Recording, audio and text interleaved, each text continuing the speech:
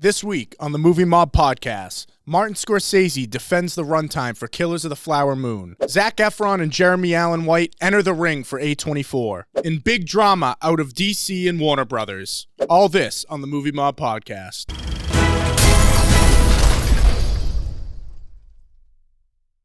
What's up, everybody? Welcome back to the Movie Mob Podcast, the big 6-9, episode 69 here. And it's just us. It is. Just the two of us. All right. Matt, he's taking a big test today, so he couldn't make it. But we're going to have a good time. We got some good topics today. And, guys, if you didn't catch on the last episode here, the Movie Mob Podcast will be taking a short hiatus right here in the end of the year, probably a month or so, while I get settled in L.A. as I'm moving. But we're going to be back. But this is going to be the last episode for a little bit. But we're going to be back better than ever. Stick around. Keep those notifications on. But let's get into this movie news here. We got some good stuff here. And the first one is frustrating, exciting, a little bit of both. Another prequel spinoff of a big franchise that we've had enough of, I think. But Ocean's 11, you know what? They made some good pictures with Brad Pitt, George Clooney, that crew. We're getting a prequel now. They already did a spinoff, Ocean's 8, with the women. Clooney's sister, like Sandra Bullock played his character's sister. Now we're getting a prequel set in 1962 at the Monaco Grand Prix. I like that little period piece, but it's starring Ryan Gosling, Margot Robbie. I wonder why they picked those two. I know. Have they ever been in a picture together? You know, I don't know if they have or not, but I feel like they'd line up real well with each other. I do. You know who they'd be great as? Ken and Barbie. What a good call. Yes. Yeah, but they're going to be in this movie. It's moving forward. It's in development, and it's described as an epic love story / adventure disguised as a heist. You know what that sounds like? Epic love story / adventure disguised as a heist. Sounds like Ocean's 11. Ocean's 11. That's Yeah. the one. Oh, yeah. That's what it that would sounds be like. it. But we're getting it. We're getting it. Do we need it? So. Probably not. Probably not. I will say it's good cast so far. You can't go wrong with that. We just saw him, yeah. Yeah. Do I have faith that it'll be good? I don't know. There's a big charm to those first three movies. Yeah. They had a great crew of guys. Yeah. They had good villains. Andy Garcia, Al Pacino. Original concept. Yes. Yeah. Actually, technically, I think... Well, it was a reboot remake, of the Frank Sinatra Rat Pack one. Right. Yeah. But I have not seen that. But I do love those first three movies. I don't know. I mean, this is tough. Obviously, we haven't seen a trailer. It's not even shooting yet, so we're going off not much. I haven't seen any of these movies. Oh, really? I really haven't. I think you'd like them. What is it? What is the concept of the original Ocean's 11? It's been a while since I've watched it, but Danny Ocean is George Clooney, and he's like this big heist guy. You know, he's the leader, and he puts together a group of guys like Brad Pitt. Matt Damon plays like the smart techie guy. They each have little different roles. Is it Cedric the Entertainer who's in it? They just have like a really it's like that early 2000s, like they brought out everybody. All the classic guys, like they did with Sinatra and the Rat Pack. Oh, no, it's Bernie Mac, not Cedric the Entertainer. Like he's part of the crew. They don't all look the same, RJ. You know? I'm sorry. Go ahead. And the first it's the last movie, episode. though, I got to fuck with you a little bit. Go ahead. The first movie is they try to rob a casino. Okay. And in Vegas, I think, and Andy Garcia. What's is the 11? owner. Like, why is it 11? I don't get it. I'm not sure about that. I don't remember. You know, well, because they did Ocean's 11, 12, and 13. It might be because there's 11 people in the crew. Okay. So then they add one? Or was it just like... Maybe. Okay. It's been a while. Oh, it's fair. I watched them all when I had COVID a few years ago. I just binged them. But Andy Garcia plays like the owner of the casino in the first one. Very good. I forget the second one, but the third one's great. That might be my favorite. Al Pacino's in it. He's the villain in that. But no, they're really great early 2000s movies. I like a good heist movie when they're done well, but the key is the crew's got to be fun. What worries me about this is it says it's a romance story disguised as a heist movie. So like the roots of Oceans is it's a heist movie first. Are they going to try to do something too different, too cute here? Like I like this concept though. Does it need to be an Oceans movie? Why can't this just be its own thing? Heist movie starring Ryan Gosling and Margot? Like a Mr. and Mrs. Smith kind of deal. Yeah, Something like that, but more heist as opposed to hit people. Right. Like at the end of this, what are they going to have George Clooney as a baby? Like, is that what's going to happen here? Because it's in the 60s? Yeah. Oh, that would be so annoying. Right? I think we'll name him, Danny. whatever. Yeah, whatever. Yeah. Exactly. Yeah. That'd be so annoying. I just feel like that's wicked. That's like the same as when you start a movie and the character wakes up in bed for the first scene. Like, it's like, come on, man, really? Well, it's like when you have two actors like this attached to it, I don't think you need the IP. No. Just call it something else. I'm telling you right now, people went to see Barbie because it was these guys. Yes. If you didn't know who Margot Robbie was, you were going to see Ryan Gosling. If you didn't know who Ryan Gosling was, you lived under a bridge. But also, you were going to see Margot Robbie. Yeah. You know what I mean? So it's like that is the IP of Barbie. Now, it also ended up being a decent film. Yeah. But that wasn't why people initially went. It was like... Yeah. To me, this I'd be much more excited about this movie if it was like some writer or director came to a big studio with this idea for a heist movie. These guys got attached and it's an original thing, but we'll see. I just think you put a lot of pressure on yourself that's unnecessary when you use the IP. Well, yeah, right? because if it doesn't fit in, they're gonna all the original fans are gonna judge it.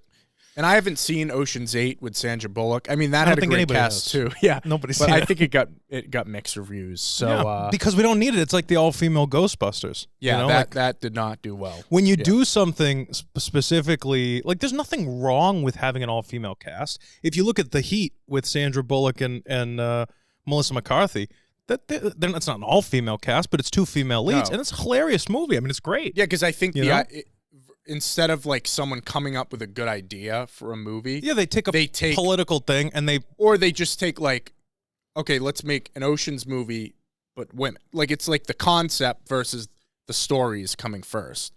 Yeah, it's the same thing, except it's all about women as opposed to and the thing is and I'm assuming, and you can tell me if I'm wrong, but the Ocean's 11, 12, 13, it's not about men specifically. No. It's about the characters. They happen to be men, but it's not about men. You know what I mean? Whereas I feel like the Ocean's 8 one is about women being. Yeah, I mean, I haven't seen it. Do you know what I'm saying though? Like it's like that's why the movie got made. Saying, yeah. So I know it's not about women either, but it's like the point of making that film was to have that all female Ghostbusters, same type of deal. It is funny because this is kind of unrelated, but I watched Beetlejuice last night. The original? Yeah. On HBO, yeah. And I was just watching it, and I'm a Tim Burton supporter. Sure. I know he's very divisive, but watching that movie, I'm just watching it, I'm like, this is whacked. Oh, absolutely. But I don't, like, I'm just watching a whacked movie that I'm having fun with, and I don't feel any pressure of, like, ideological... political, social stuff. Anything. And if there is in there, maybe Tim Burton did infuse it. It's disguised, and I'm like just experiencing this movie. 100%. And I feel like we don't get that a lot anymore. No, you don't. And if you do have it, if you feel like it's just a nice film or whatever, there's always that one character who drops a line somewhere, and it's so jarring to hear. Like, like, oh my God, it's so political. It's like it's like I don't care what side you're on. It's like shut the fuck up. You know what I mean? It's like John Potvin when he was on the Nick Williams show. Check it out. Good episode. He said he hates when movies they feel like they're yelling at you. Yeah. Take me along for the ride, please, for the love of God. Like I want to feel. What did I watch? I watched Harry Potter last night, and I was noticing there's some great like little me with the little moments. I love the little moments. When Hermione first comes into the train, I start with the first one every time. So the first one, she first meets him, and she's like, "Oh, you're doing magic," like all that stuff, right? And Ron has this great moment where he turns and looks at Harry like, "Who does this bitch think she is?" You know what I mean? Yeah. All those little things, but I felt like I was in the train car with these kids. Yes. You know what I mean? I felt like I was going to Hogwarts for the first time when they're walking through that hallway and everything else. There's no political anything there. Yeah. But I think when you get too political with anything, you end up you start to have like you can't have certain things, you can't have certain jokes, and it kind of hinders you creatively. My favorite Christmas movie coming up, we're getting into the season. Sure. The Grinch, right? Yeah. There are tons of jokes made in that film. You could not do it. When he stands there and the guy drives right past him, he goes, "It's because I'm green, isn't it?" Can't do that in a movie these days. Yeah. So like, and that's not even a bad it's just like a funny line. Right. I don't know. Do we need this? I don't know. I think I like the time period. I love the 60s. Do, yes. Casinos and cigarettes. Yeah, and especially in Monaco, too. Yeah, oh my God. Setting. And the clothing, the costume design is going to be incredible. You got the two hottest, I mean, physically and like after their last movie. Like their star meter. Their star meter stuff, but they're also, I mean, Margot, imagine, you know, if it was any other kind of movie, tell me you wouldn't watch it. You know what I'm saying? like they're the two hottest actors out there. But I just hope it's not too tropey. Same. It's a cash grab, let's be honest. It is, but maybe since they're attached to it, maybe it's got something to it. Maybe it's got some substance in the script. But, you know, not all movies, you know, are created equal. Yes, but you know, some movies can balance the social political commentary in a story, and I think one guy that does that very well is Martin Scorsese, especially in Killers of the Flower Moon, true story. But we have a little debate going on. Some people not happy with the 3 hour and 26-minute runtime for Scorsese. Fuck him. People say he's kind of not abusing his power is the wrong term, but he's taking advantage. You said, but you know, I think we've talked about this before. Is like, why, if you're at his position, why wouldn't you? Yeah, how could you not? Yeah, but he came out. They asked him in an interview the other day on the press tour. He said, "People say it's 3 hours, but come on, you can sit in front of a TV and watch something for 5 hours." He said, "Also, there are many people who watch a theater for 3.5 hours. There are real actors on stage. You can't get up and walk around. You give it that respect. Give cinema some respect." Yeah. I agree with that. I do too. I think there are a lot of films out there that don't need to be quite as long. Yes. But I'm not going to lie. I think when you build up a reputation, I think part of it's money, right? So when you're young like us and you make films, the first films you make are short films because they're cheap and quick and you shoot them fast. And then as you get older, you make features and whatever else. But like the standard feature is 90 pages, an hour and a half. That's like standard. Okay. And then you get into some dicey territory when you make these longer films. But when you build a reputation like Scorsese has, how could you go wrong with, I mean, it's like it's an epic film. Well, and Ridley Scott just came out the other day and said that he has a 4 hour cut of Napoleon. I'm sure he does. Put on Apple. He's going to put it on Apple. All right. That, to be honest with you, RJ, that might actually make me resubscribe to Apple TV Plus. It will. Once you say that, I'm not going to watch the theatrical cut. I'm going to watch this one instead because this has happened before with his Kingdom of Heaven movie. The director's cut's better. But, I mean, back to Scorsese, you just said, he's earned this, and he has an amazing track record, right? He doesn't miss. So, I mean, if you look at The Irishman, right, that was a little bit Which one am I looking at? This. Yeah. But that movie is definitely meticulously paced.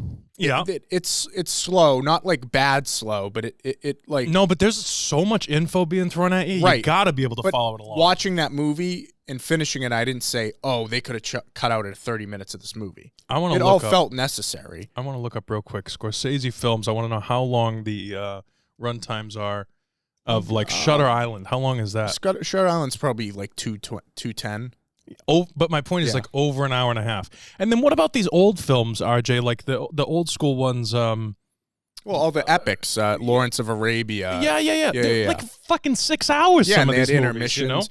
To me, like now, if I had to like sit down and like figure out a way to judge these things, if you're pushing 4 hours, I think it's got to be made into a limited series. Potentially. I don't necessarily disagree with you, but I will say that the dominant American culture right now, we're living in a TikTok age where if you're a comedian, a stand-up comedian, and you have one really funny joke, that 15-second clip goes up on TikTok, and you can get 1 million followers with that. And we're living in an instant gratification kind of age. And that plays a big role in this. So people see 3 hours, 26-minute runtime, and they just want to vomit. Yeah. And if you're shooting yourself in the foot if you don't go see something like this, because this is let's be honest, he's 150 years old. He's not going to be around forever. You know, I mean, this is a masterpiece. I'm sure. And the previews, and I was just telling you right before we started recording, the previews and the ads alone, it's been great. My skin is like vibrating. I'm so excited to go see this movie. Seriously. And also look at Oppenheimer, 3 hour movie. Parts of it are in black and white. Like, oh my God, it's so good. Made almost $1 billion. And, I know. And casual fans, everyone went to the theater for that. Yeah. And they didn't complain. No one that I know complained. Do you think there was a poor reception of The Irishman? Like generally speaking? I wouldn't say. I mean, it got great reviews. It was nominated for Oscars. I mean, I've definitely heard from people like Matt, who he's definitely going to watch Goodfellas over The Irishman. and it's kind of going back to what I was just saying. The Irishman is not Goodfellas in terms of pacing. They're very different movies. Goodfellas 2.5 hours, but it feels like an hour and a half. Yeah. The Irishman is 3 hours, 20 whatever minutes, and it feels like that. That doesn't necessarily mean it's bad, but you know what I'm saying? But this is my question, right? So I feel like if the last like 2 or 3 movies, like Wolf of Wall Street was how long? 3 hours. Should be 3 hours. So, right? But so that doesn't feel like 3 hours. Agreed. I agree with that. But I'm saying, do you think people are seeing that all of his movies recently are all 3 hours plus, and they're like, all right, dude, what are we doing? Yeah, it could be that. But that doesn't make them bad either, though. Yeah. The Irishman it's a great movie. Yep. And it's a great movie for us who are really entrenched in the mob stuff. God, I know. For someone who is really only knows Scorsese from Goodfellas and Casino, and they're like, I love those. I don't know if The Irishman clicks as well because it's not action packed, it's not fast. You know, it's a very different movie. You're right. You're right. And again, that doesn't make it bad, but I feel like it's going to be less appealing to the casual viewers. Yeah, I agree. I just don't know if like I really was not a fan of when they broke that up into pieces on Netflix. Like when I watch The Irishman, I want to watch the whole thing. They broke The Irishman into pieces? Yeah, part 1, really? part 2, yeah. Oh, I didn't know that. Yeah, it's well, like they did annoying. it for Zack Snyder's Justice League, which was 4 hours long. And I watched that straight through. I did too. But on HBO. That actually was an example to me of it being used right when I was watching that movie. And it does tell you, like, oh, part 1. It did feel like it was split in a way that it felt natural to cut at some points. Right. And like we said, Lawrence of Arabia had an intermission when it was in theaters and stuff like that. And I don't know if intermissions are the solution here. I don't even know if there is a solution. I think that would be fun in like 20 years or so, right? Well, okay, so movies were invented like 96 years ago, so we're coming up like 1927-ish. So like we're in the 20s now. It's going to be an incredible 100th anniversary of filmmaking and stuff. I think that's going to be cool. I think that bringing stuff like that back, we're going to see a lot more of that, you know, as we get into like the 2050s. Like we'll see a lot of that intermission kind of stuff because it's 100 years ago, you know. I don't know, man. I think that Scorsese is innovative and he's always looking to he is, in my opinion, the definition of somebody who is like, this is the best film I've ever made until I make my next film. And then the next film is the best film he's ever made. And you know what I mean? He doesn't slack. He doesn't fall into, it's like everything he makes, it's clear that he is striving the same as he was when he made like Mean Streets or Cape Fear or whatever. Like whether it lands or not doesn't matter. You can see the work and effort that was put into his films. Yeah. Like he is striving to make a better film than he did the last time. Yep. And that may not even be your favorite film. But you know to what I mean? him, it's an improvement. The work itself, like the work. Even at his age, I mean, he's obsessed, which is awesome. I mean, I love that. I don't know. Go ahead. What do you think? Well, I was just going to say, I feel like this debate about the long movies goes into a lot of the stuff we've been talking about with franchises, sequels. It's all the same thing. If it's a good movie, people are going to see it, right? Avengers Endgame is one of the top 5 grossing movies of all time. People saw that because of word of mouth, good cast, it was a good movie, and it was 3 hours long. So to me, I don't think the runtime has anything to do with it. I think it's whether you got good creators behind it, good cast, good reviews, good word of mouth. Because if Oppenheimer was bad, it would not have made $900 million. People would have saw it the first weekend and no one else would have. We would have seen a huge drop-off. Right? Huge drop-off. So I think that's the bigger thing. Is you have to make a good movie first and foremost. You got to market it well. Killers of the Flower Moons had great marketing. Yeah. I think it'll definitely do better than The Irishman in theaters, but I don't think it's going to make a ton of money. I don't know if it's going to be as big as like Wolf of Wall Street. No. Wolf of Wall Street was just like that appealed to a wide range of audiences. I think it was like a fun movie, even though it's literally like drug, sex, and rock and roll in a corporate setting. I mean, literally. I mean, you can't really go wrong with Jordan Belfort, you know? Yeah. But, I don't know. I mean, we're watching this regardless. I'm curious to see how it does. I hope more people watch this. Do you think it goes into that? Like, I'm not trying to make this whole episode political at all, but that whole thing of like movies yelling at you and stuff like that. Like, I feel like people like we're movie people, dude. So we look at it from the perspective of, okay, it's Scorsese, it's going to be amazing. Do you think that like people look at it like, here's another movie that's coming out and it's just going to be screaming at me for 3 hours about, you know, Native American people and the, you know. Yeah, that like people don't know that like Big Pussy Bump and Sarah says, the culture. You know, like that, I don't know. Like that kind of stuff. I don't know. I think Scorsese's name holds a lot of weight. Obviously, I think so too. And it's not that his movies never do that. Does he hold a lot of weight with younger generations though? I don't know. Yeah, probably not. Right? Like those are the squeaky wheels these days. They're the one like Gen Z and everybody. They're like loud because of social media. They get their voices heard a lot, which isn't a bad thing. But I'm just saying, like they kind of tend to brush old school stuff aside. Yeah. But I think so I don't know. what Scorsese does so well is, have you seen Silence? No. That's great. It's about the Christian missionaries who go to Japan and they get very like example of like a long movie, meticulously paced, but you leave that movie with like good questions. Obviously he has a message to it. There's religious undertones and all that stuff, but you don't leave it feeling like he felt one way or another. Yeah, that makes sense. Like he had, I'm sure he feels some way, but he didn't tell you, and it's for you to make up. Right. Everyone should come out. If someone comes out of a movie like Barbie and everyone agrees like this was the message of the movie, I feel like that's not as fun, right? I agree. I'd like to have a debate. Like I want someone to say, "Oh, I thought this is what that scene meant." Yeah, you know, I've told you this before, but and again, I don't want to make it about like The Sopranos or anything, but like it's just the prime example, I would say. This is why I like movies where we're supposed to fall in love with evil characters. Yeah. Because everyone has a range of emotions. Everybody has like, temptations and all these different things that go wrong in your life. So when you're able to understand bad character, not bad, like they're not great. I mean like evil characters in films and TV and stuff. That creates a question in yourself of like, why do I like this evil person? Is that right for me to do? Like that kind of stuff. Yeah, you know and what it I mean? changes kind of how you look at people in real life. Absolutely. Too. Yeah. I totally agree. So like that's something that's really good that Scorsese does well. I agree with you. And if everybody leaves thinking the same thing, it didn't really do its job that's necessarily. The thing. If you wrote down Jordan Belfort's actions as a human being on a piece of paper and read them, you'd be like, this guy's an asshole. Oh, and he is an asshole. If you wrote that script but that and gave it to fun. Me, I would be like, are you all right? Right. Like, what the fuck? He's doing coke up a what? Whose butt? Like, what? It's crazy stuff. It is. But, you know, Scorsese, he's the best at highlighting that stuff. It's a wild roller coaster, some of his movies. He makes it look fun. That's for sure. It does. That's for sure. I'll tell you a movie that doesn't look fun, but it looks good. The Iron Claw. This is from A24. I've heard about this for a while now. Good cast. Zac Efron. Jeremy Allen White from The Bear. We love him. Lily James. Good cast.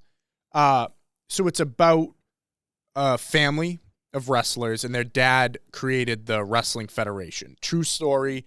I watched this trailer, and I was in. I liked the vibe of it. The first half of the trailer, more uplifting, fun vibes, and then it kind of takes a turn. I will say we have this problem a lot. I think it gives too much away. I think the trailer's just too long. I felt like I saw a lot of the movie. But I'm in. I think it's great. I love Jeremy Allen White. After seeing The Bear, I think he's one of the best young actors. I think Zac Efron's a good actor too, and I think this could be a really good role for him. Did you see him play the serial killer, Ted Bundy? Oh, no, I didn't see that. Yeah, he was in that. He was in that a while back. Extremely Evil, Wicked, and whatever it was called. Yeah, I heard he was good in that. High School Musical. Got to get your head in the game, kid. Yeah, you know. I've seen him in World's Greatest Showman.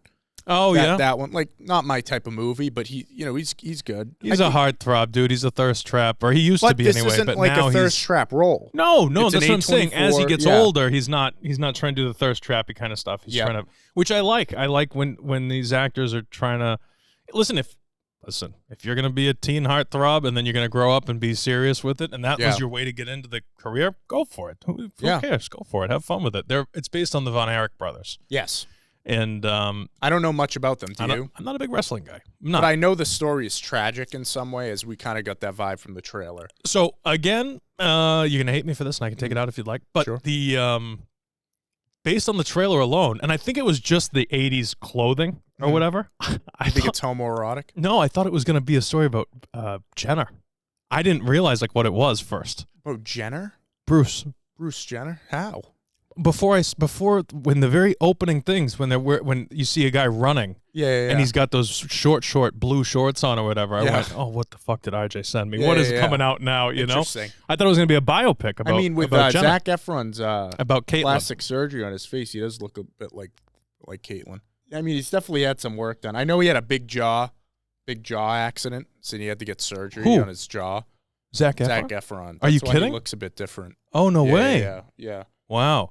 So it's going to be more like The Wrestler with Mickey Rourke, like that. I thought of The Wrestler too when I was watching this. Yeah. Especially later in the trailer, like it gets that that vibe. Yeah. But the 80s, it's an interesting time. It makes me feel old. I mean, I was born in the 90s, but still, like the fact that the 80s is considered a period piece now is kind of like funny, weird, you know. And then as we get older, we'll start to see some of that stuff. From like our younger years. I saw something great just on that same note. I saw something great on Instagram recently that was Halo, and I sent it to my brother. It was from 2007 when it came out, that Halo game, and it was the first person, great game with all the maps and everything. And I sent it to him, and he was like, "Yep, came out the day after my 10th birthday." And he's like 26 now. It's just crazy, like 26, 27 years old. It's just weird because I remember like those times. I think it'll be cool, man. I think it's I mean, I'm glad that I don't know much about it, so I'm excited to experience it like that. Same here. A24. That's the real selling point for me. Again, they haven't put anything bad out there yet. Well, you know what's interesting? I just saw on Twitter before I came here is they're looking into developing bigger projects, like bigger IPs. Budget. Oh, how do you feel about that? I hope they don't. Yeah. I hope they don't. I know. Well, we just talked the other week, though, that they were trying to get the rights to Halloween for TV. So that's an IP. Like, I think it's more like movie based. Like, I'm never gonna give TBS crap for making 28 seasons of Family Guy or whatever it is. Yeah. TV doesn't really bug me as much, and like there's an ass for every seat, and some people just need like mindless background. Simpsons is still on, like all that stuff. Yeah. Right. So this is what I'm saying. Like I don't think if A24 does it with regard to TV, I won't care as much. And Disney, let's be honest. I mean, Disney and Universal, they kind of own the ones that like. What's a big IP that's up that they could buy even?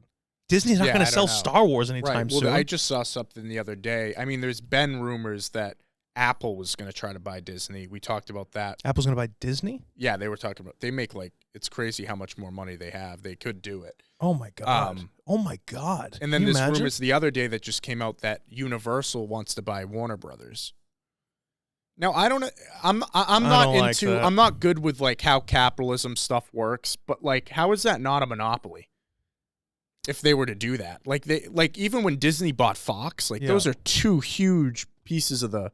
Like, we're getting to the point now in the industry where there's, like, 3 big companies now. Like, Comcast owns, like, a ton of stuff, and it's, like, that's wild how it's being allowed. Well, it's just a matter of you just got to make your own. You know, you got to do your own thing. That's all it is. I mean, it's definitely hard to compete.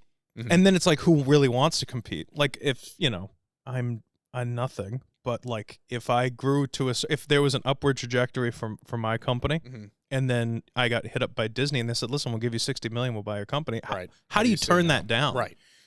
So it's like it's difficult, and then there's just no more Wilco. It's all it's Disney, and whatever. And as a fan and a creator, the reason you worry about that is because the stuff Disney makes is very.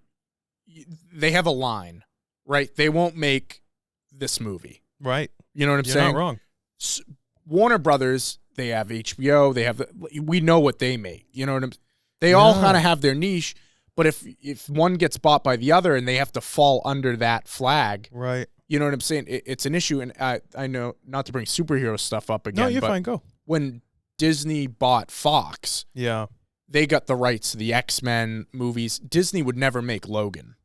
Right. The R-rated Wolverine movie. And that's something that's like while it's cool to have all these characters all together now in the MCU, it's like we're never going to get a standalone just Wolverine movie that is not connected to everything.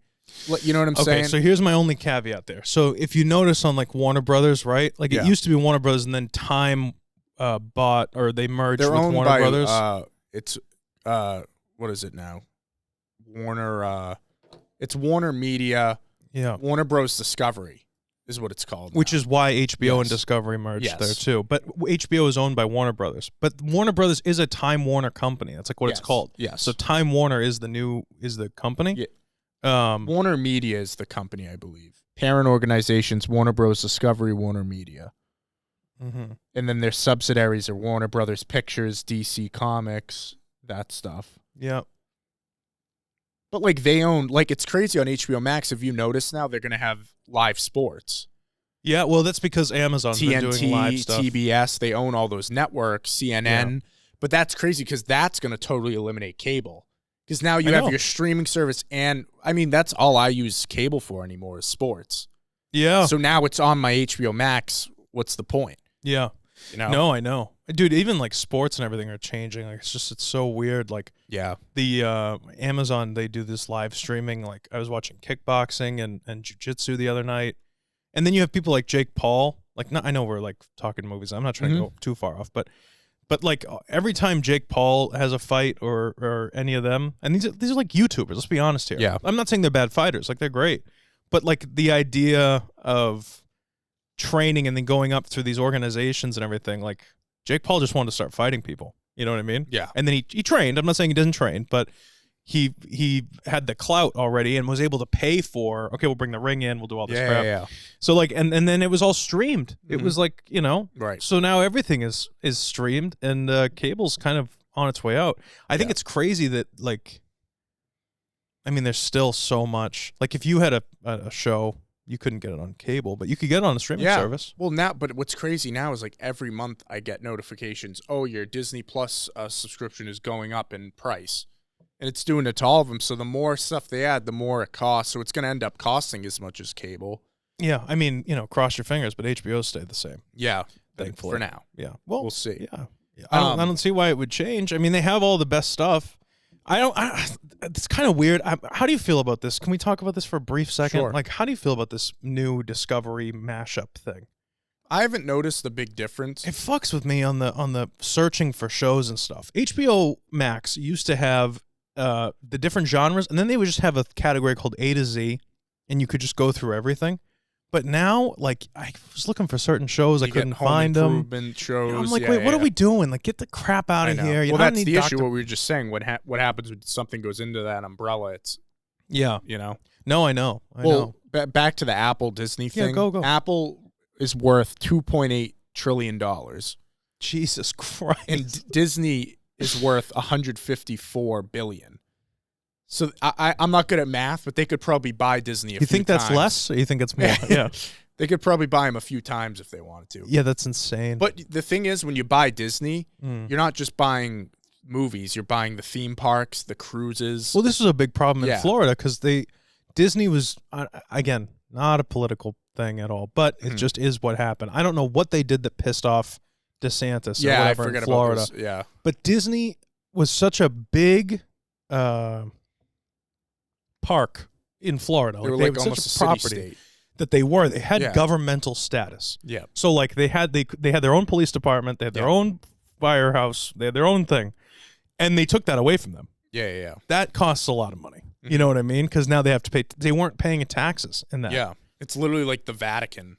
It's exactly what it was. Inside a state. Exactly, 100%.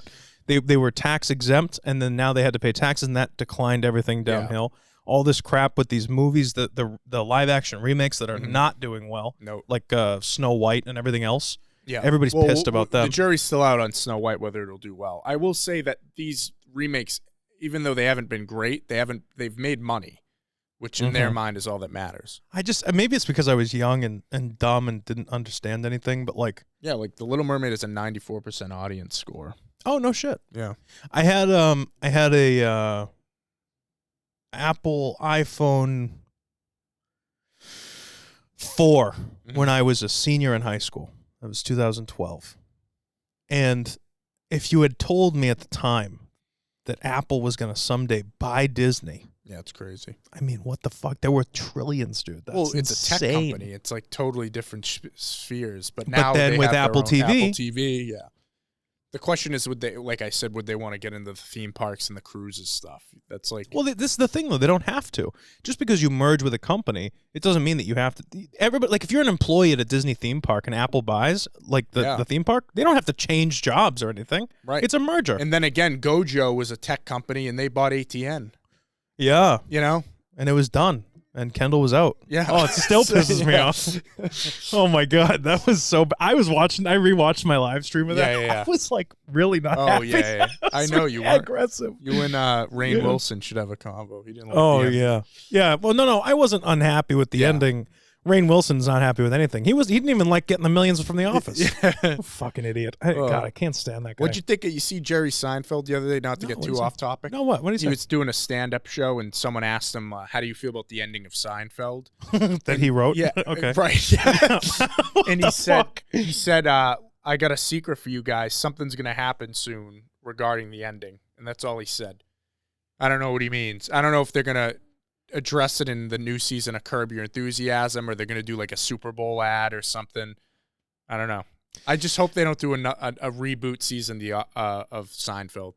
I hope so too. I think that would be bad. He would get a lot of viewers for that first episode, though. He would. I'm telling you. It would be funny to see them tackle some of the shit going on today, but that's kind of why we have Curb. I think we're in a time, the 90s, the late 80s and 90s were a great time for Seinfeld, and the early 2000s and even today is a great time for Curb. I don't think Curb would have done well in the 80s, honestly. Probably not. It's too uncensored. He's like, and you would have not known even who Larry David was in that whole, Yeah, it was not good. But, But the Iron Claw, Nick. I'm sorry. Yeah, you gonna see it? I told you we were gonna have a good conversation. Well, no, it was a good trailer. I'm gonna watch it. It's probably gonna get some Oscar buzz. Gave me the wrestler vibes, Mickey Rourke, which is a great movie. A lot of yellow lighting too. Yeah, it's the 80s lights in the ring. Yes. Everybody looks golden, you know. And then they would like bronze them up and tan them up and stuff too, because it's all about the show. So, you know what? Speaking of wrestlers, and this is a topic that I have added for the last episode before RJ leaves. No, it's Peacemaker. Oh, yes. Guys, if you didn't see last episode, I told Nick to watch Peacemaker because he's not a big superhero guy, but I thought this was right up his alley. Yeah. What'd you think of Peacemaker? Dude, okay. And you haven't even seen the Suicide Squad, too, no, which I haven't. Kind of a sequel to. I haven't seen Suicide Squad, but I started it. And I was like, well, what is this? Next thing I know, I'm on the last episode. I watched, and then I fell asleep, and I woke up and rewatched the last episode because I fell asleep during the last episode. Yeah. Because I binge it, you know? And then I literally woke up and was like watching the episode, and right when it ended, I texted you, and I was like, dude, oh my God. Yeah. That was really way better than I thought it was. Yeah. Now, I have a question for you. It's so different. Yeah. If you haven't seen Peacemaker, I'm not going to ruin the whole storyline, but in the last episode, in the last scene of the last episode, there are other superheroes that show up. Yeah. One of which we'll talk about later in the show. Oh, yeah. But Superman is one of them, and he's kind of floating off to the side. Face. It's not Cavill, is it? No. It's not him. But they were doing doing that for years, like in the Shazam movie. Yeah. They had a post-credit scene where Superman shows up, and so like if you could imagine the frame, you see his head's cut off. Yeah. In the frame. They just refused to like show Cavill for like 3 years because the studio had no idea if they. Oh, that's interesting. Yeah. They didn't know what they were doing. Yeah, that's crazy. And if you notice, Batman wasn't even there. Yeah, in that lineup too. Yeah, you couldn't fly there. What's gonna happen? Yeah, that's fair. I love the fish fucking joke that was recurring. That was great. They had that's Ezra Miller, right, as the Flash. That's standing there. That's the thing, and we talked about. We're going to talk about it in a minute too. But we had said before that James Gunn, although he's rebooting the DC universe, Peacemaker is going to continue on. Yeah. But he said that they're gonna address that it's different, if that makes sense. Yeah. You know what a cool concept, the butterflies and the that was pretty wild. Dude, I was like, wow. And then I had like a oh my God moment when she puts on the helmet and activating X-ray vision or whatever. Oh yeah. I thought it was so cool. Oh yeah. And I'm not in this world at all. You know, like I don't know anything about it, but I was so into the show. It was great. It's John Cena's James great. Gunn. Yeah. No offense to the Cena family. I love you, John. I love you, Matt. I love your mom. But I'm not always a fan of John Cena in films. Sometimes I feel like they put him in for like a pretty boy kind of, he's the wrestler, big muscly. He was really good in that, man. He's like really good as Peacemaker. It was so good. It was so good. But it's stuff that I wish The Rock did. I wish he would go rated R. Yeah. And just like embrace that. Like he's a big dude. I want to see him killing people. Yeah, I mean, I don't want to see him playing Moana. Yeah. What's his name there? John Cena. I mean, he did it right, you know? Yeah. And I love that attitude. Like he has this very frat boy attitude. Like his character. His character in Peacemaker. It's very like, I have a giant dick or whatever, and they called me in middle school. They used to call, what do they call him? They called him a.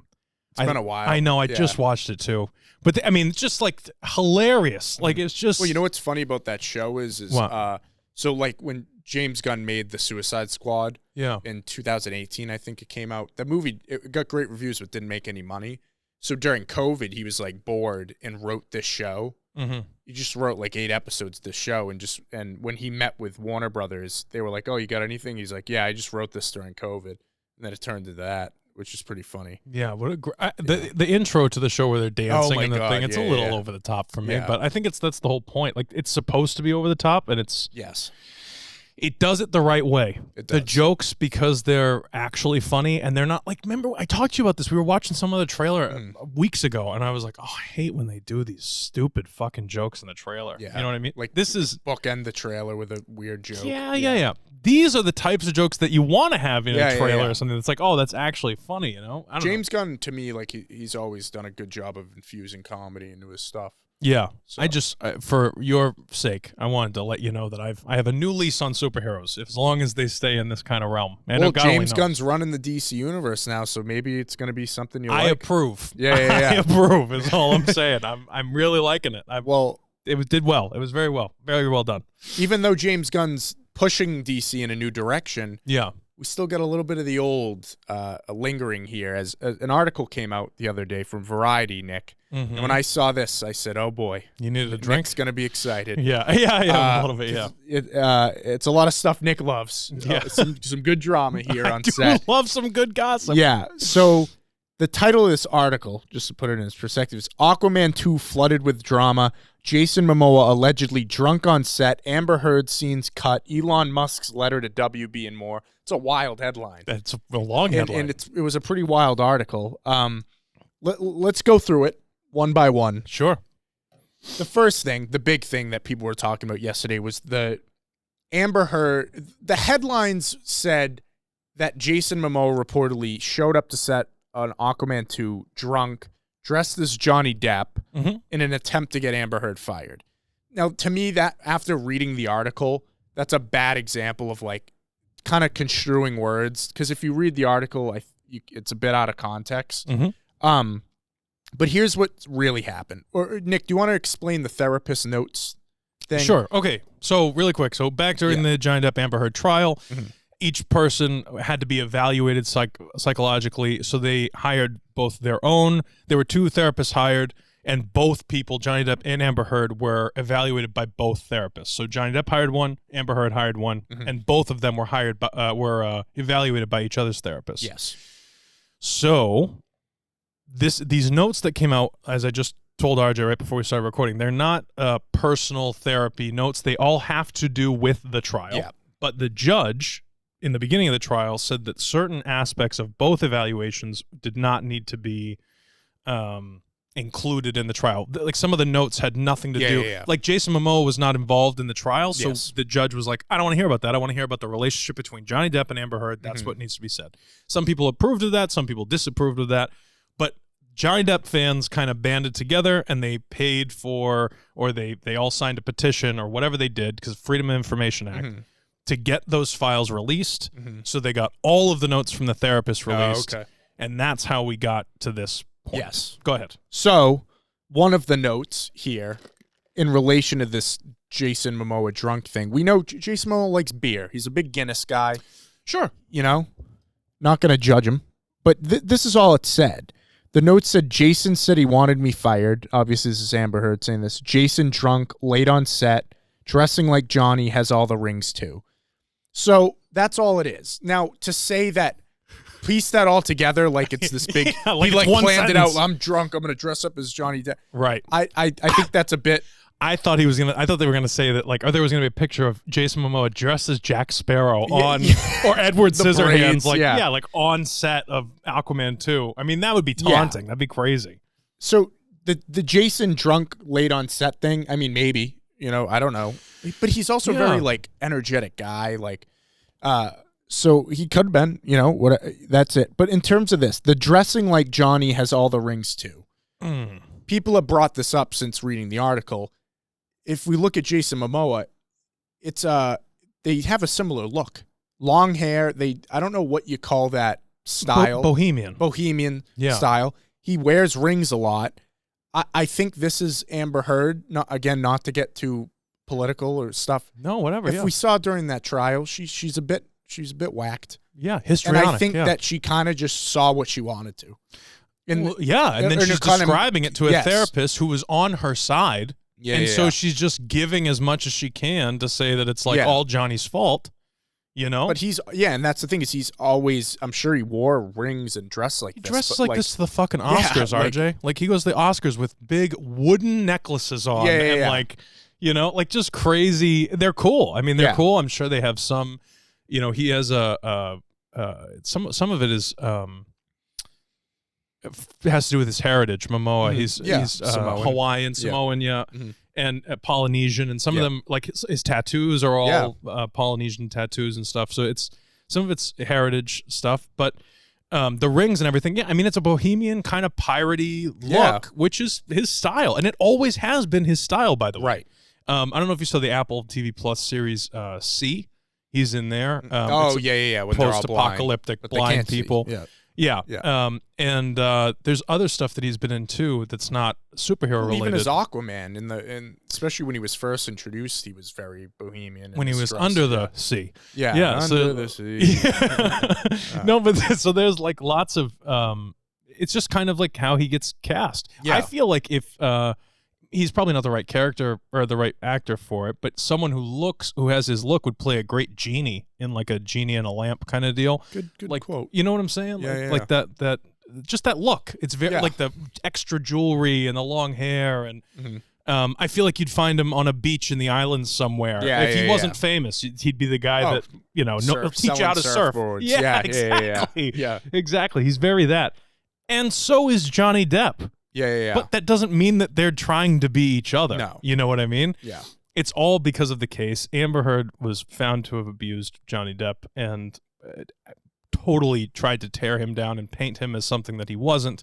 And this is just more, in my opinion, proof of that. With regard to the drunk on set thing, I know you haven't been on as many sets as I have, but I have had situations where actors have asked me, this is a tough scene and we're going on for a long time. Do you mind if I hit my weed pen, or do you mind if I, this or that?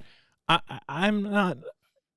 I get that these people are like way above my level of filmmaking, and it's like at some point you want to let people do what they want to do. I'm not a big fan of alcohol during set of any kind. I feel like that would. I think it's definitely probably dangerous, yeah, especially if crew. Yeah, but then you have people like I forget his name, the guy from Jaws, that guy, right? Apparently he was drunk during most of that shoot as well. I think it doesn't mean it. I'm not justifying Al Pacino was on coke during Heat. Right. Yeah, I just don't think that one has really anything to do with the other, though. So, like, whether Jason Momoa was or wasn't drinking, I don't really understand what that would have to do with Amber Heard. Yeah, and that's the thing is these are like the notes that she wrote down, so we don't even know like. But I'm saying I can see in my head. I can, if I'm playing it out in my head as a movie, I can see Amber Heard just being like, "Oh, it was Jason was drinking and he was this and he was that. He was just trying to be Johnny, just to taunt me or whatever." Like, shut up. Well, famously too on Mad Max Fury Road, Charlize Theron and Tom Hardy like hated each other, and like she said that Tom Hardy would show up hours late to set, all this stuff. But then again, it's one side of the story too, so we don't know. Well, not to mention the fact that if you're doing anything, you want it to be like whoever. So if you and I were in a film and I'm top billed actor, I can show up late to set, but you can't. And if it's vice versa, you can show up late to set, but I can't. Yeah. So if Mamoa, who is Aquaman, right, he determines how the show is going to go. Yes. So he can do whatever the fuck he wants. Well, and the director, James Wan, too, which they talk about as well. Yeah. And it goes, because there's a bit more to this, too. So I guess when they were shooting Aquaman 2, or after, even before that, after Aquaman 1, before the trial with Johnny Depp, all that, James Wan and some of the executives wanted to replace Amber Heard as Mara. Because they didn't have a good experience on Aquaman 1. Yeah, they said she had bad chemistry. Listen, I don't think she's a very good actress. If I'm just all bias aside. No, she's not a very good actress. Yeah. And then I think the way it sounds like is she kind of took that as like the result of all this other stuff, outside forces going around. Sure. But then she talked about how during Aquaman 2, well, actually, Elon will enter the chat here. Go. So I guess they were ready to fire her. And at the time she was dating Elon Musk, he had his lawyer send like this, they use the word scorched earth letter to Warner Brothers demanding that she be kept on for the sequel. Right. It clearly worked. Elon's a very big, powerful man. Warner Brothers didn't want to battle with him, I guess. So she's on Aquaman 2. And then she complained that James Wan, the director, while the Johnny Depp stuff was going on, didn't want her posting or talking about Aquaman. Sure. Because bad press, right? Yeah. If there wasn't already. Just like Ezra Miller wasn't allowed to talk about The Flash. Right. Like, I mean these things listen, happen. if you're Amber Heard, when you sign a deal like this with a big studio, you're kind of under their, they're controlling you. Whether you like it or not. You're working for them. Whether you think it's right or not that James Wan stepped in to say something like that, I think he kind of has the right to, because there's bigger powers at play here who are spending money on this movie, and they don't want it getting screwed up. I totally, listen, if you work at Market Basket, RJ, if you work at Dunkin' Donuts, and you're going on TikTok and bad-mouthing Dunkin' Donuts, how long do you think you're going to work for Dunkin' Donuts? Yeah. It's the same. This is everybody gets this so like misconstrued, in my opinion, sometimes. And I think it's because you can literally be in a film that is on our level or on Hollywood level, and you can doesn't happen obviously always, but you can achieve the same result. You can make a $1 million feature and have it be like worldwide successful, or you can make a $500 million feature and have it have no critical acclaim whatsoever. So it is one of those industries where it doesn't really matter. If it's good, it's going to be good, and if it's bad, it's going to be bad. So because of that, I feel like people don't take it as seriously. Like anybody can get in, anybody can get out, that kind of deal. Yeah. Whereas like if you're a brain surgeon, like you kind of have to be good at your job. Yeah. You have to be it's very technically oriented and everything else. So because of that, I'm saying I feel like people don't take it as seriously. And I mean like actors and crew people and everybody else involved. A lot of people do, but in general, like, these name another job where you can show up and have a beer when you 9 a.m. when you walk in, and not that you can do that especially necessarily at this level, like I said, with these big studios, it's a lot of money at play. There's a lot of egos, and but you can't. What I'm saying is you can't badmouth your job and expect to continue working there. So at any level, and any company, right? During any project of any kind. So it's just it's incredible to me that this stuff is even a conversation. I'm glad it is. I'm glad we have the topic. But even though they did leave her on here, despite because of Elon's letter, even if that did play a big role, who knows? But they cut at least 2 of her scenes from the movie. Good, should cut all of them. Yeah, so I don't know how that's gonna go. And they're not dating anymore, right? Her and Elon? No. Okay, so they broke up before the Johnny Depp trial. Oh, gotcha. Like way back, yeah. So, but all I've heard about Aquaman 2 though from test screenings is it sucks. So what's going to happen here, regardless? Can you just imagine if you're directing Aquaman 2, if you're James Wan? Yeah. How furious would you be over this this nonsense and this bullshit? Is bad press. You're just trying to make a movie. You know what I mean? It's already like not that great. Yeah. And you're trying to make a movie, and you have all this bullshit to deal with. Yep. Are you kidding me? Of course the guy's pissed. Well, how could you not be pissed off? And she's like, oh, everyone's out to get me. Well, stop making waves. Stop stirring the fucking pot. Like, what are you doing? Yeah. It's funny. I didn't even think about that. Yeah. But she is, though. You got a problem with everybody, and you wonder. So let me ask you. This is the thing that I've never understood. I will say, play devil's advocate. She didn't write this article. No, but she did. That was before. But she said it to somebody with the intention of it going public. Yeah, maybe. I don't know. They knew it was going to go public. They were pissed. Her team was pissed when they weren't able to enter all of her evidence because it had nothing to do with it. You know? So that's my point. Like, this is not, again, it's not her personal therapy sessions from 20 years ago. This is something that was done specifically for the Johnny Depp case. Yes. So she's saying that he's acting like Johnny Depp. He's drunk on set. He's this, he's that. He's blah, blah, blah. He's trying to get her fired. Yeah. During the case, they said that Johnny Depp told Jason Momoa that he was trying to get him fired. Like, it's just bullshit. It's absolute bullshit. And the thing that, my only question, we can talk for hours about this stuff, but if I was a lawyer, I'd be saying, let me ask you this. You think everybody hates you, right? She'd be, yeah, nobody likes me. Nobody wants me there. Okay. Why do you want to work with people like that? Yeah. That you think, let's say let's say they admit it that they hate you. Why would you want to go back to work there? If everybody hates you there, why would you not want to find a place where people like you? Yeah. The fuck? It's just logically, it makes no sense whatsoever. So I don't know. It's fuck crazy. She's an abusive person. Well, toxically abusive. I can't stand her. Go ahead. Either way, Aquaman's not going to make a lot of money. Yeah. Right. I think that's clear. But to shift a bit. Yeah, go ahead. To talk still, because there were other DC information within this article relating to James Gunn. So we've talked for weeks now. Last week we talked about this confusion of James Gunn rebooting the DC universe, keeping some of the characters, keeping Peacemaker, maybe keeping Gal Gadot, firing Henry Cavill, maybe bringing Ben Affleck back. No one knew what the hell was going on. Right. It's becoming clear that he was lying to everyone, saying that Ezra Miller could be the Flash before that came out, so you would see the movie. No one saw it anyway. The same thing here with Aquaman. Jason Momoa might be back. Well, Jason Momoa probably will be back. Yeah. But it's going to be as a different character, as we talked about before. He's in negotiations to play Lobo, a character who he's wanted to play for years now. Do you know who this Lobo guy is? I don't know much about him. Okay, I don't either. But if you look at him, good casting. It looks like, I mean, imagine like a 6-year-old Jason Momoa with this guy's poster or something being like, I want to look like him. That's cool. Success. You got it, bud. You're there. So he's either going to show up in a standalone film or in Superman Legacy. That I guess there's negotiations now. Yeah. But here's the big thing, because we're finally getting an answer on this, and it's none of the stars of Zack Snyder's Justice League will reprise their roles under James Gunn. Was that a concern for you before? Well, he had said even weeks ago, he's like, oh, well, we've been talking with Gal Gadot about Wonder Woman 2. Okay. And I'm like, what? Why? Yeah. So why is Henry Cavill not?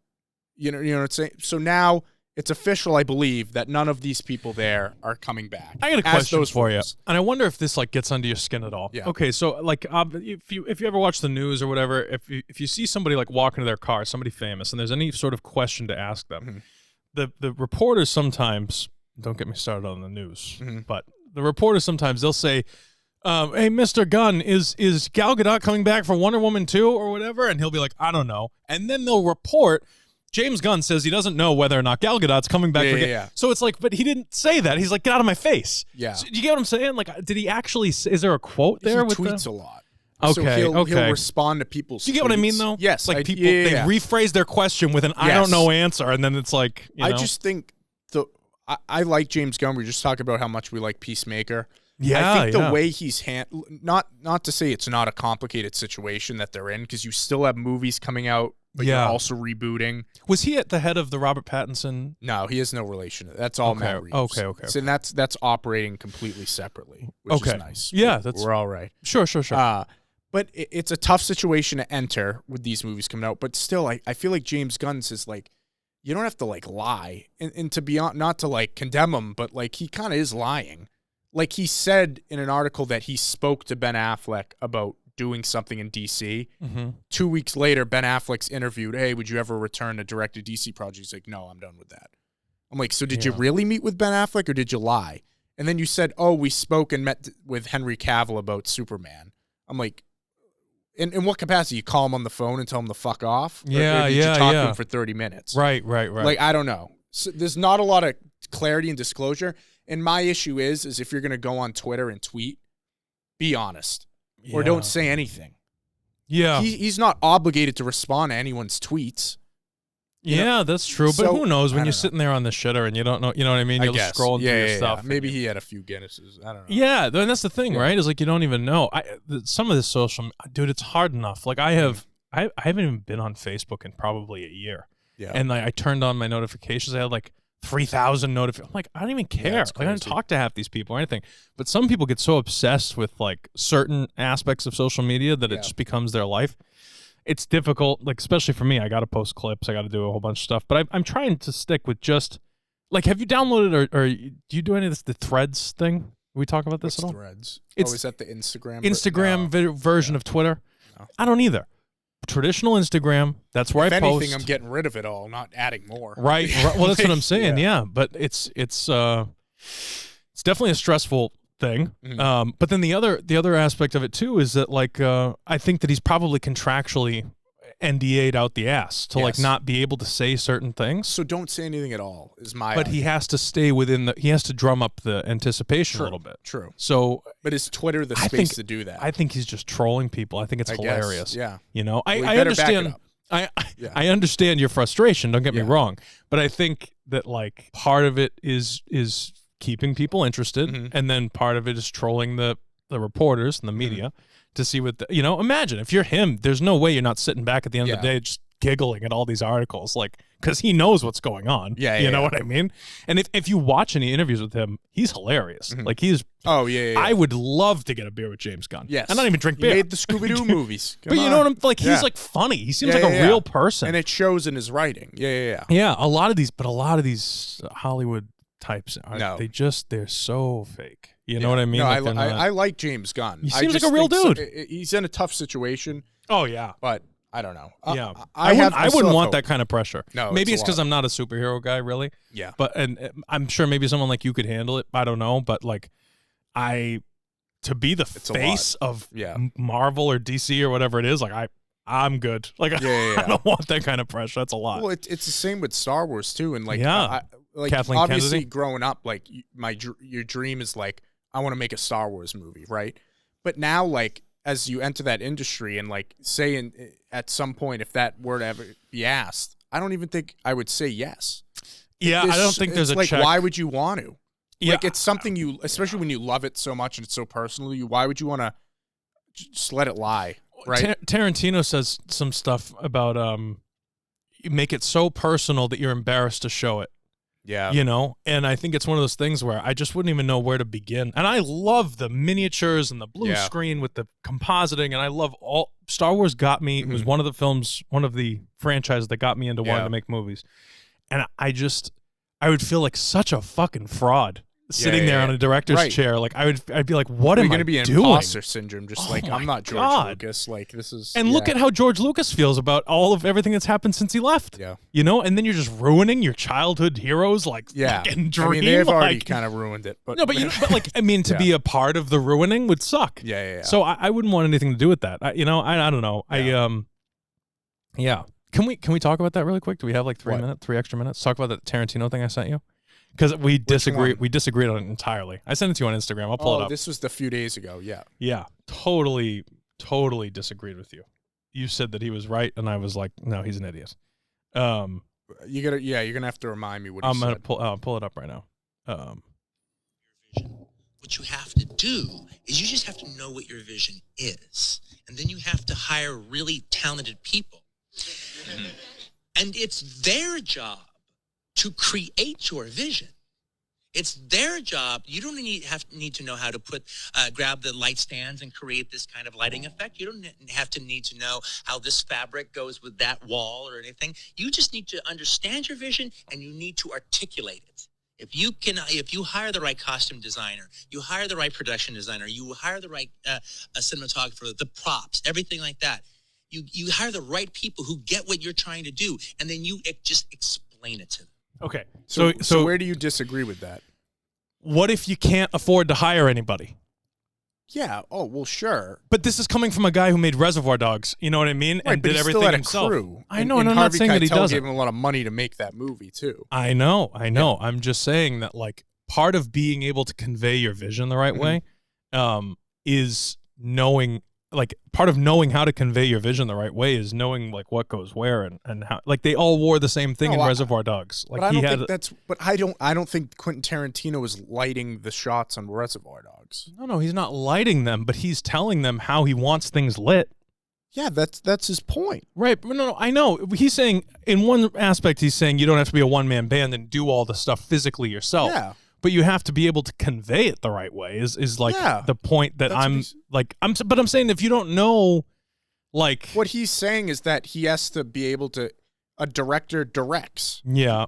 And like you're directing the whole team because it's a team effort. And, you know, he may not know, like he was saying, what rugs are and stuff, but he's like, I want to convey this image. Right. Then they understand that world better. I guess in comparison to someone like Christopher Nolan, right, who says stuff like, you can make a movie for $0. Yeah. Well, if you need to hire a costume designer to pick out the right stuff, if you need to hire, like, certain people to do all these things, like, and, you know, listen, I don't take offense to it, but I take offense, you know, quote unquote offense, because, you know me, I wear 7-8 hats on set, and I do know how to move the light stands and everything, and it's like, I'm just big on, like, I hate barriers. I hate the idea of you can't do something. Because if you tell me that I can't do something, I'm like, fuck you, watch me do it. I'll do it right now. Yeah. And so the idea that you just have to be able to hire all these people, or you, like, you know, you don't have to do this to make it creates a lot of, like, cooks in the kitchen mentality kind of deal. Because then, you know what I mean? I don't know. I don't know. I just. But when Nolan says that, he's not saying you can make Oppenheimer with $100. Yeah, I he's understand saying that. You could make a movie with two, you know. And what I'm saying is Tarantino's saying you can't unless you have this team of people who understand your vision, and that's annoying to me. But I don't think he said you can't. I don't know. I think he was talking more about the role of a director in his mind. Okay, sure. I guess, yeah. Maybe he's saying like, don't let it hold you back if you don't know how to move a C-stand. I think what he's trying to say, that's what I'm saying. Is like, right. Because there's plenty of directors out there that, like, don't play around in that technical space at all. But there's other ones like Kubrick, who was, like, a very progressive example of, like, he'll light the scene himself. Yeah, like, that's like me. Like, I like that. Yeah, you know? and I think there's just different types of directors. Kubrick was a nut. He was, like, writing the new versions of The Shining on the set of The Shining. There's great BTS. His wife filmed it, where he's, like, typing the script, and he goes, Jack, say this instead. I mean, it's so good. And I could be misquoting Nolan, but I could have sworn in one of the Oppenheimer press tours he talked about this a little bit, and he said, he's like, I want crew members to make them feel like I understand what they're doing, but not that I can do their job. I thought that was a good thing. Does that make sense? Yes. And I think that's more like... How do you get there if you don't know how to do their job? But but Nick, I don't think Chris Nolan could work as... What do you mean? He started as a fucking camera operator, dude. He worked in crews and everything else when he was young. But there's, like, an art form in itself to lighting a scene. I'm not downplaying that at all. Yeah. I praise my gaffers all day long. Like, I totally agree with you. What I'm saying is, if you don't know the language because like, if you just walk onto a set, like, if anybody just walks onto a set and says, I'm going to be a director, right? Yeah. And then you just start saying, well, this is the vision that I want to convey to people. And it's like, there's going to be questions. I mean, you have to understand, you don't have to physically do it, RJ, but you really do have to know how. But that's what I just said. To happen. No, I know, but I'm saying it came off weird the way that he said it. And it's also out of context. Sure. It's like, and nothing again. I love Tarantino. Yeah. I love Tarantino. But I'm just saying, it came off like, almost like anybody can do this, and you really don't have to know what you're doing. Like, to manage a team of 20 crew people, that's like it's a big fucking job. Yeah. And if you don't know what you're doing, like, dude, I can't really talk about it too much, but I was just on a set where the sound guy would say, cameras roll. I mean, sound's rolling. Yeah.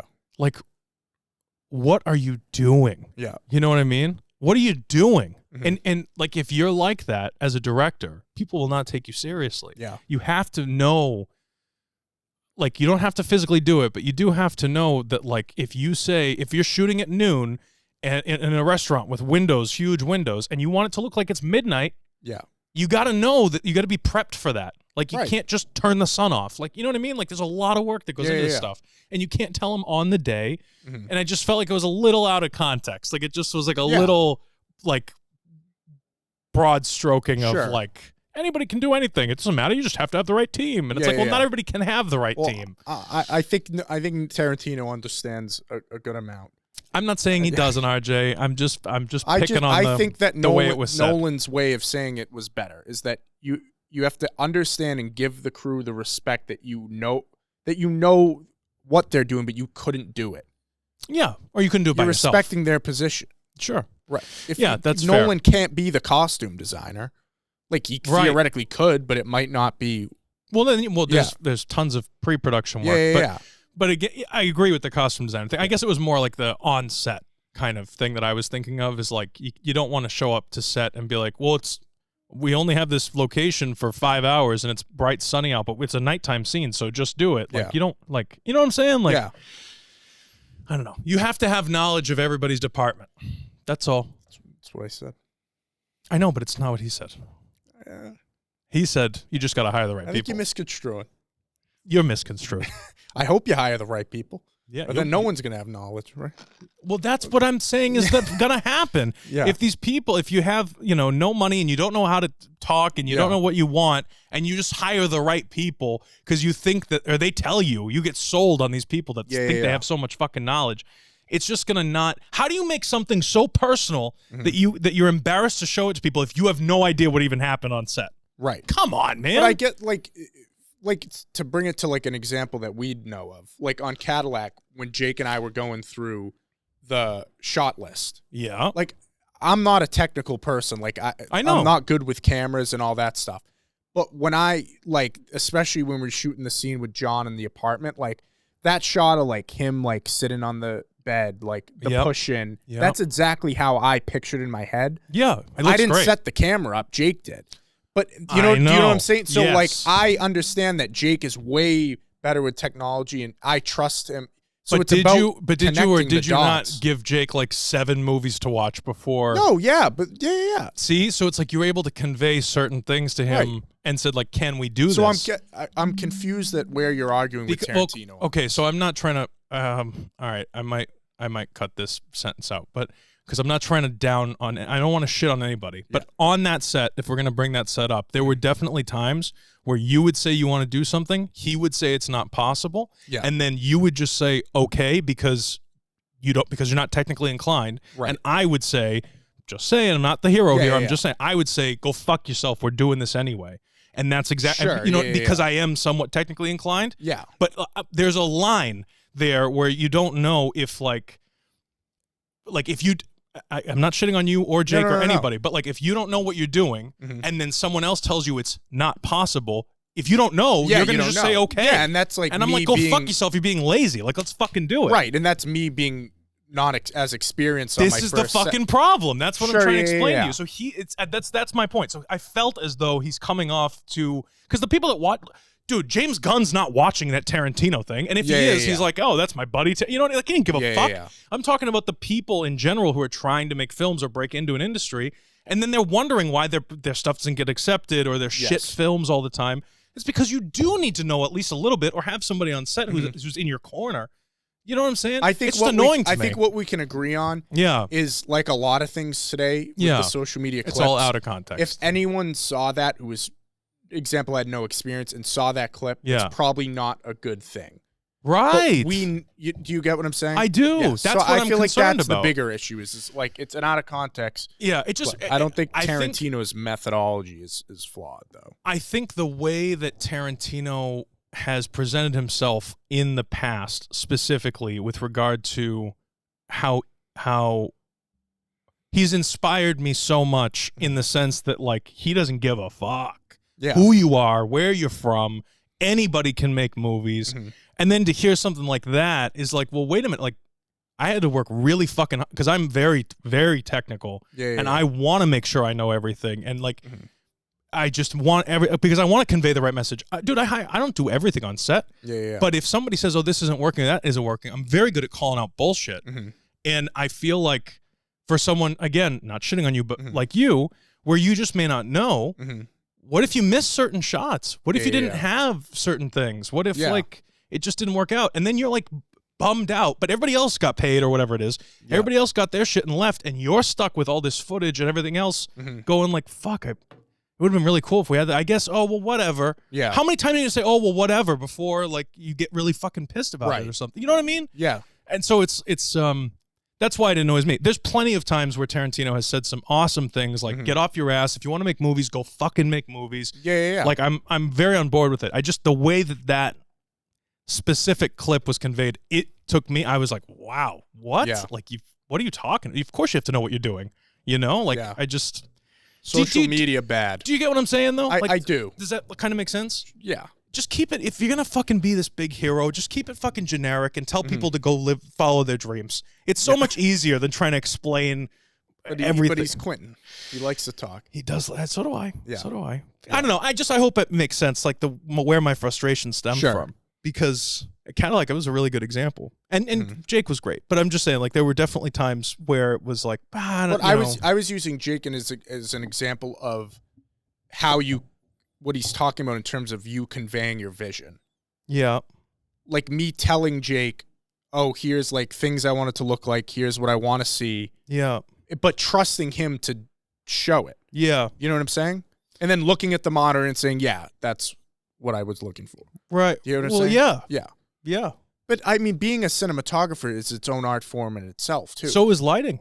So is sound. But that's what I'm saying. Yeah, so is costume design. Yeah. And if you hire the right people, you can make a movie. Is it fun? I think it's not fun for... That's what he said. Like, if you're a cinematographer, like, if you ask Roger Deakins and Craig Fraser, I'm sure that those guys, like, enjoy getting on set and also, like, feeling it out as well. Like Hoyt Van Hoyt. Yeah, all those guys.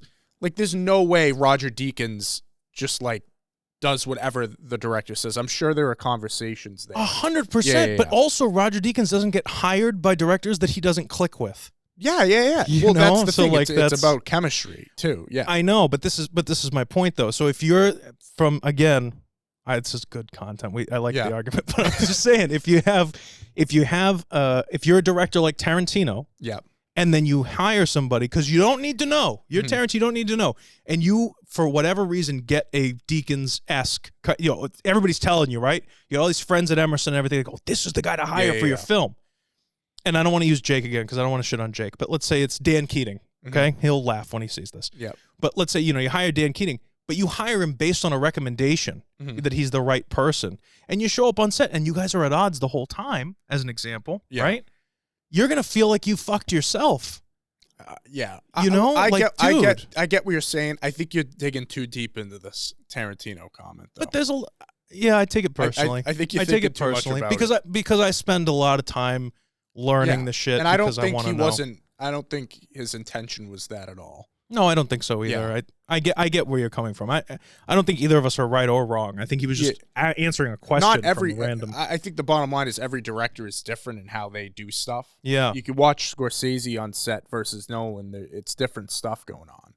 And I think the same. Some guys, Scorsese sits behind the monitor.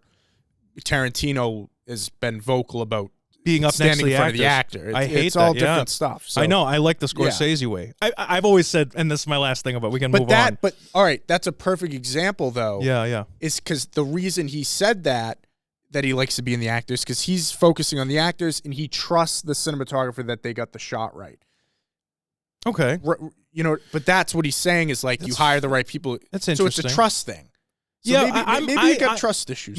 No, I definitely do. I think it's also from an editing perspective too. Like what's going to cut well. I'm an editor. That's why, and he's not. Tarantino's admitted he doesn't like this stuff. But I've always been an advocate of watching the monitor, not because I'm lazy and want to sit down. I'll stand at the monitor. I don't care. But I'm making a movie.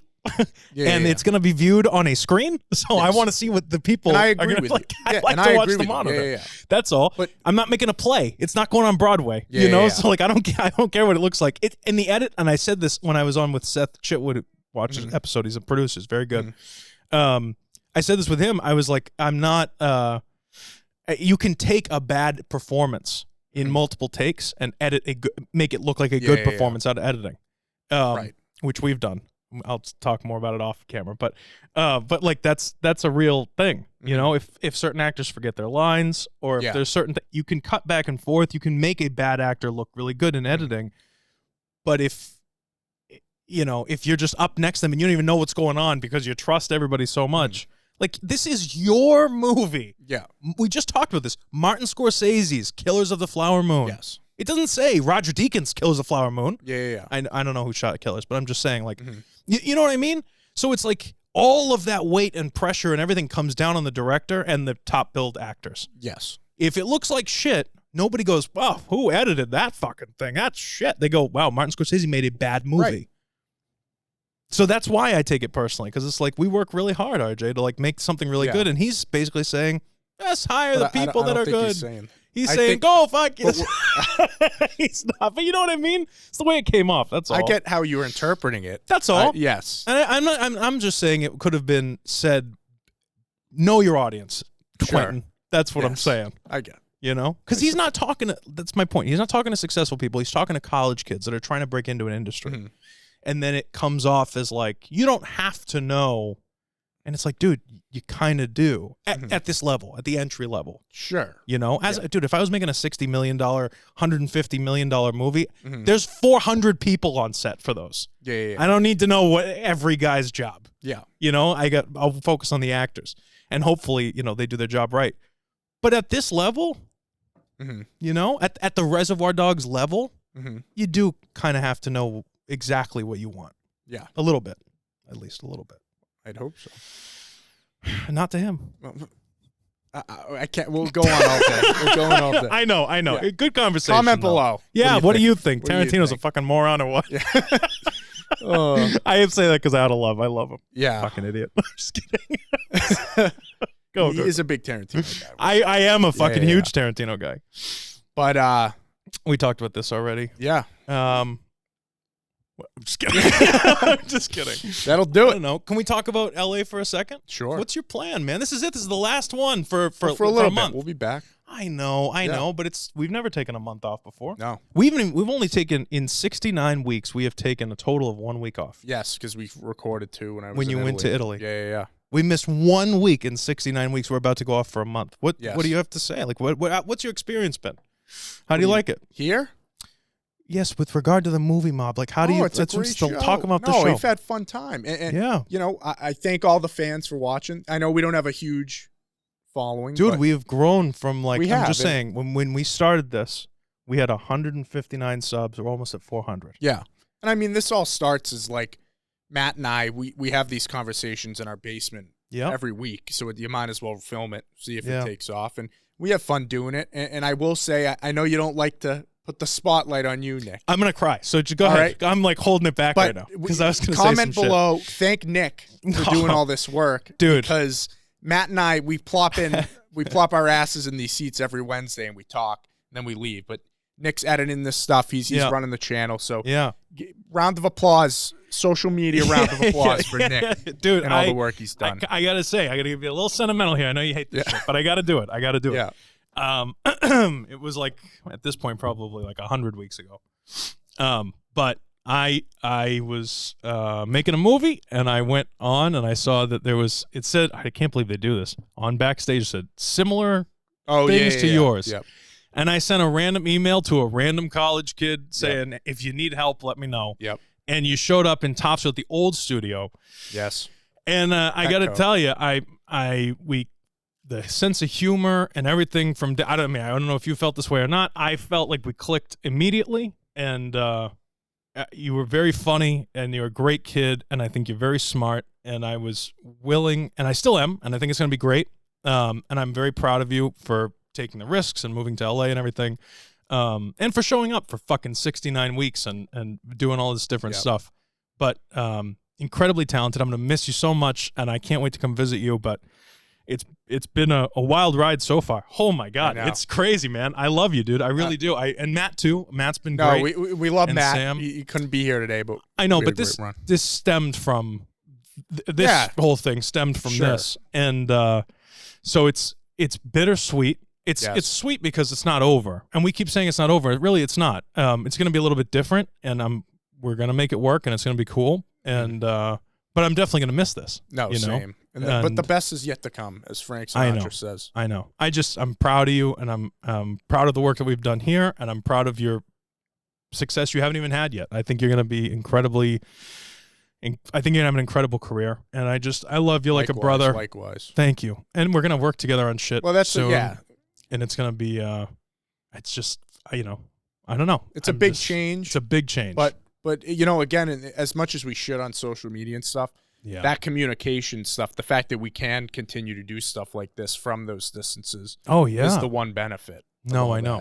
And I'm listen, I'm a selfish prick. I like everything to be within my control, and I like to do everything my way. And so but I'm also a human. Like, I get it. So as much as I want to be like, no, you can't move to LA, you fucking idiot. You know what I mean? At the same time, I'm so incredibly excited for you, because if you waited another 10 years and you were married with 3 kids, you couldn't do it. Yeah. So it's like and that's what sold me on it when you first told me a few weeks ago, like, you said, like, if I don't do it now, I'll never be able to do it. Yeah. So whether you're successful out there or you end up coming back here or whatever it is, if you're going to make a big change like this, you have to do it now. Right. And so, I'm excited. I think there's gonna be some cool stuff. We know a lot of people in LA. Yeah, we get some good. Maybe we'll get them on. Well, I think Matt. that's cool too, and you're gonna have some inside. Yeah, maybe I'll bring some more juice. To the the juice podcast. will be cool. Yeah, man, I think that'll be great. Yeah. So I mean, there's a lot of upside here. The only downside is the physical, the in-person connection. Right. Exactly. We're on Zoom. Yeah.